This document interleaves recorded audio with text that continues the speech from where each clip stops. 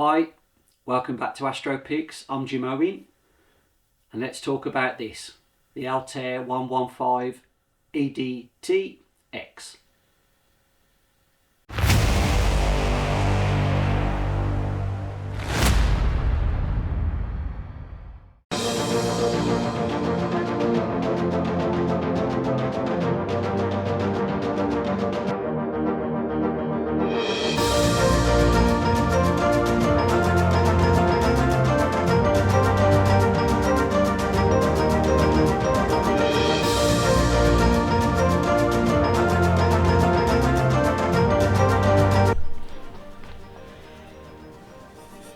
Wow, the quality, the build quality is exceptional. I like the finish, the red along with the white, looks really striking telescope.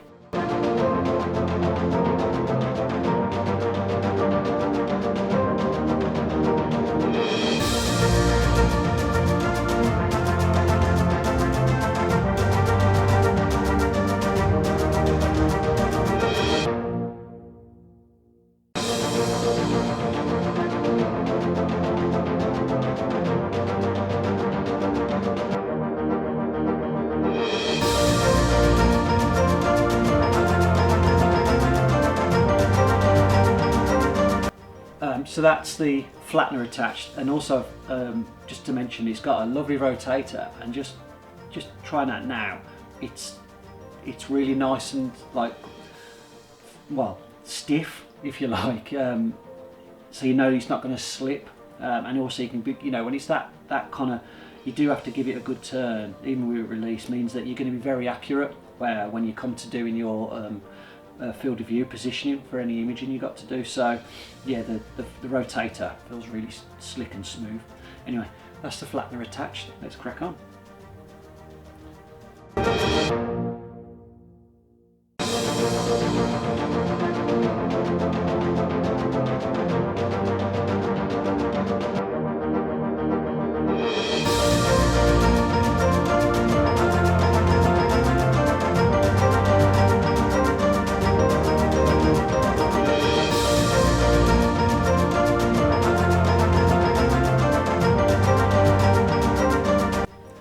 So to attach the focuser in on position, there are a few little grub screws that you have to carefully remove. Make sure they don't drop inside, otherwise you're going to get like a kind of a jingling happening as these little grub screws get inside the imaging train.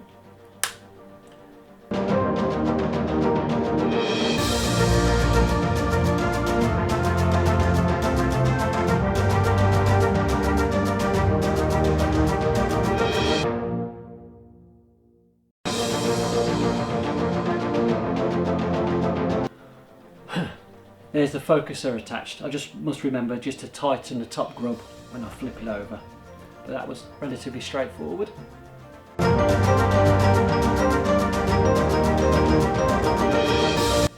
Now with everything attached, we're going to pop it back on the scales and see what the imaging weight's going to look like.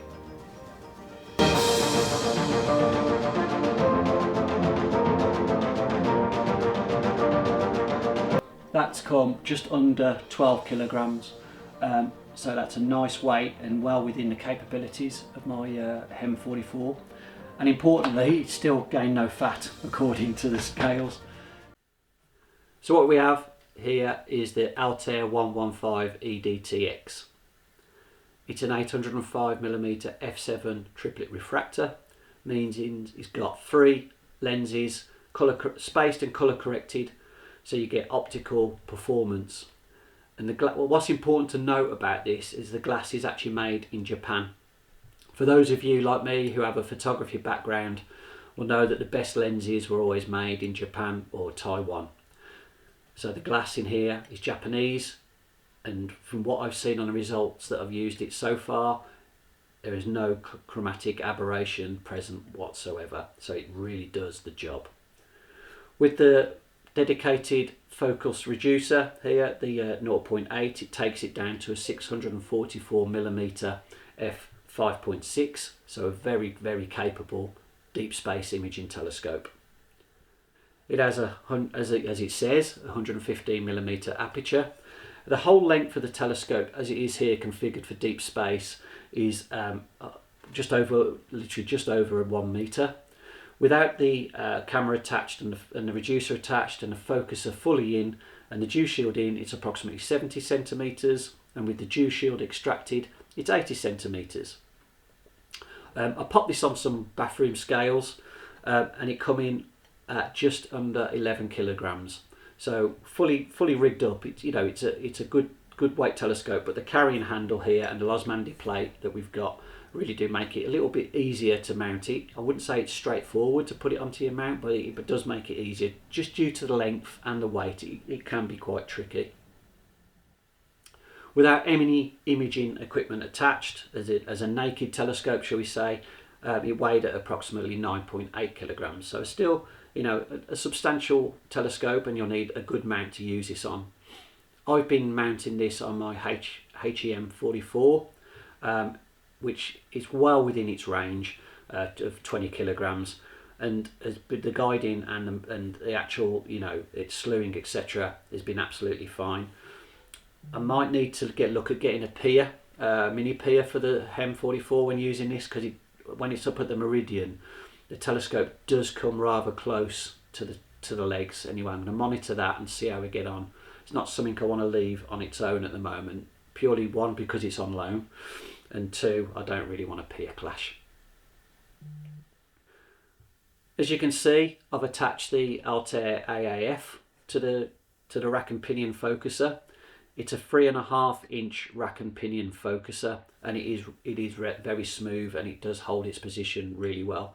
When you attach the locking screw, when you're using it in manual mode, I didn't notice any sort of change in focus, because some telescopes, I'm not sure if you're aware, when you lock it down, it does change the focus. It only has to be a fraction, but I didn't notice that evident in this particular focuser, which is a really good plus point.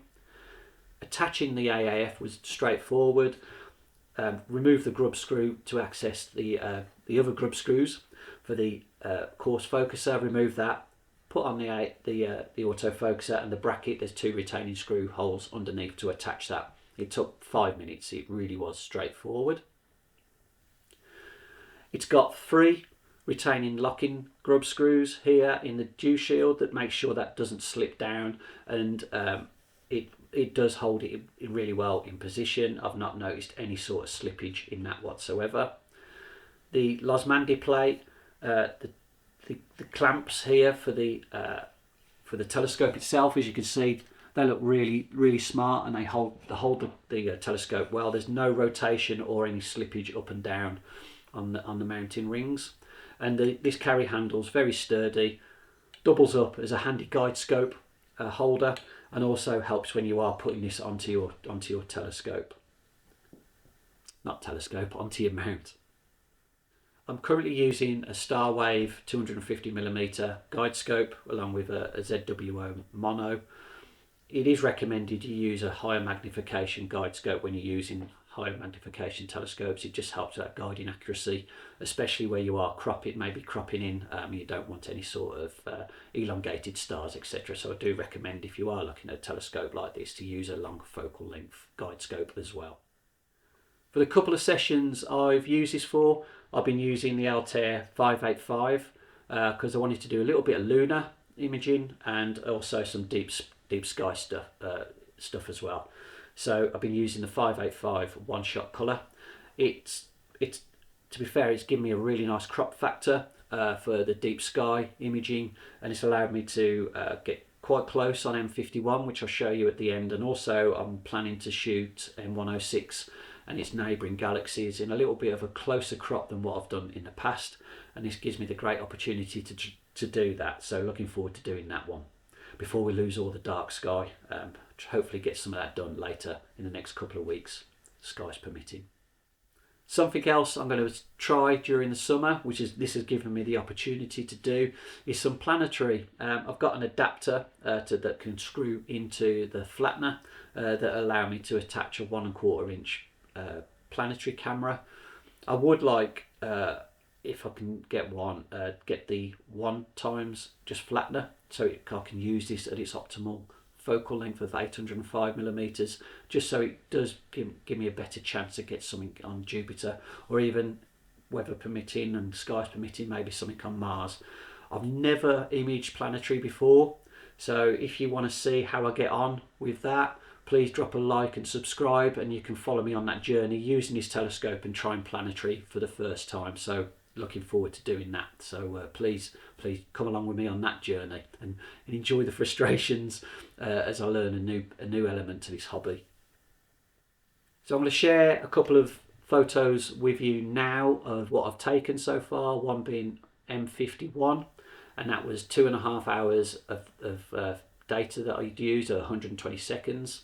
And then I've got a video of a 95% illuminated moon that I took with this the other day, which is probably my best shot of the moon to date, so I'm rather chuffed with that one. If you're enjoying the content and enjoying the videos, please drop a like and subscribe. It'll really help the channel grow. And if you're feeling generous, or you just like, if you can see I'm a thirsty man, there's a link in the description to buy me a coffee. And thanks to all those who have already done that. There's been some contributions which are really appreciated, and that money goes straight back into the channel to help me bring you more content, and hopefully some more additions, contribute towards some more additions to this telescope. So just a short introduction on what I've got planned over the next few weeks and months. Really looking forward to trying this. So please, like I said, join me on that journey, and I'll look forward to seeing you in the next video. And until then, I wish you clear skies, and goodbye for now.